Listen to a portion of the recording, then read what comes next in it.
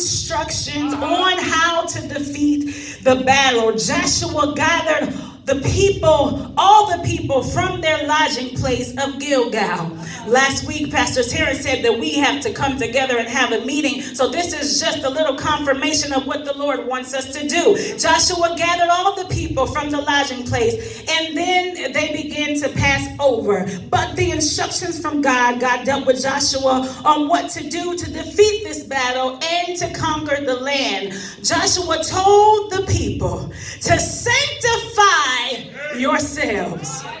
Now, how is it that the Lord not only brought them out of Egyptian captivity, and you would think at this time that they're all together spiritually and they're so ready and driven and ready to give God their all, but even in that situation, and they knew what the battle was, they knew they already had a fixed fight, he had to tell the people to sanctify themselves. Right.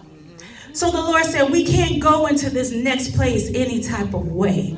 That's why some people fell off. Because the promise that God has given us, some people will not be able to handle. And we had to come together as a people, a sanctified and holy people, pray together, get strategies from God so that we can cross over into what the Lord has promised us over and over again. So it said they could not win the battle without the instructions. They had to sanctify themselves. They had to be holy before God, even in the preparation for battle that was clearly already won. But God wanted to see, will they still be obedient? Listen, we all know we don't want to be here, and we say it every Sunday, but I'm going to say it again. We don't want to be here. But is it so that God brought us here to see, are they still going to be obedient? Are they still going to listen to the vision of the bishop? Are they still going to listen to the vision of the First Lady? Or are they going to murmur and complain like so many times the people and the children of Israel did? They always complained about everything. But they stayed consistent. Some people fell off. Some people did fall off, but they kept moving forward. And as they moved forward, they got strengthened. And the Lord began to strengthen them. And they said, Lord, yeah, we're murmuring and complaining. And then even with Moses, he would get so mad at the people and even mad at God that he would go up to that mountain and say, now you said, God, you gave me these people. God, you said we were going to get the building. God, you said we're going to get the school. God, you said we'll get the church vans. You said we were going to have all these things. You said if we declared we would get the last building we were in. You said if we wanted to build it, then we can build it. God, you said we can have everything. What am I going to tell the people? Jesus. Yes.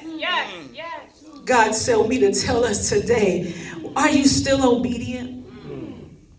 Why are you here? Why are you here? Are you spectating? Says the Lord. He said, are we spectating? Are you being a spectator?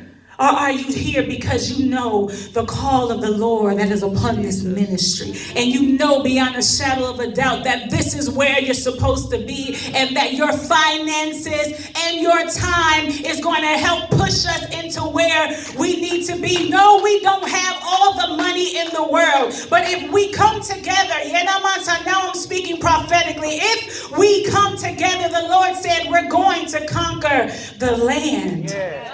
But what are your heart's intentions? Why are you still coming? Are you here just to say, well, I'm going to see what's going to happen? A lot of us are. I'm just going to be honest.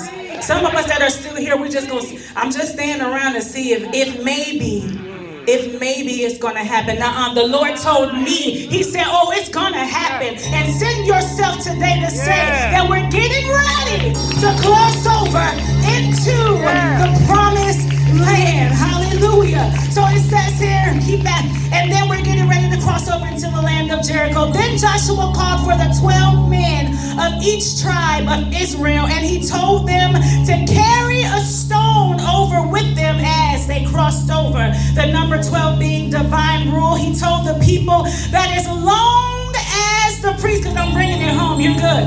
The long as the priest had the Ark of the Covenant, which represented the presence of God, that God was going to dry up the banks so that they could cross over into the river Jordan and conquer the land. So the priest followed the instructions of God through Joshua, and the rivers dried up, and the children of Israel crossed over into the promised land that the Lord had given them. I don't know about you, but as I go over on Main Street, and I'm over sitting, and my mom is doing my nails, and she's giving me a pedicure, and my sister is braiding my hair, I begin to look out the window across the street from where we used to be, and there is a dry land over there.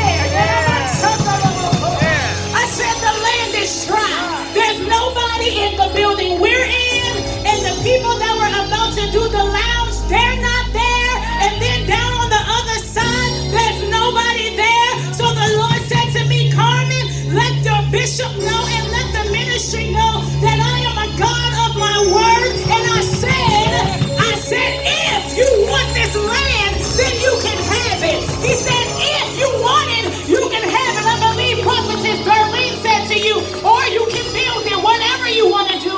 God said he's given it to us. But we have to come in a posture of sanctification in this house. We have to come with the posture of obedience in this house. And it cannot be a self-pity type of thing. It has to be because you know beyond the shadow of a doubt that God has placed you in the house, and he's given us the resources to get it what we need to get done. Hallelujah. So lift your hands in the house to surrender us to God, because we're saying, Lord, yes, we're ready to cross over. And if you're not, don't raise your hands, because he wants people that know that they're going to lift up this leadership, and we're going to pick up where we left off. And when we leave this place, we're going to go into the promised land. We're going to walk into the promised land. We're going to walk into what God has promised the city. And not only for the ministry, but for your lives. There are so many disappointments that you have that you need to confess to the Lord. Let him know, God, I don't like how this feels. God, why do I gotta walk in this place? God,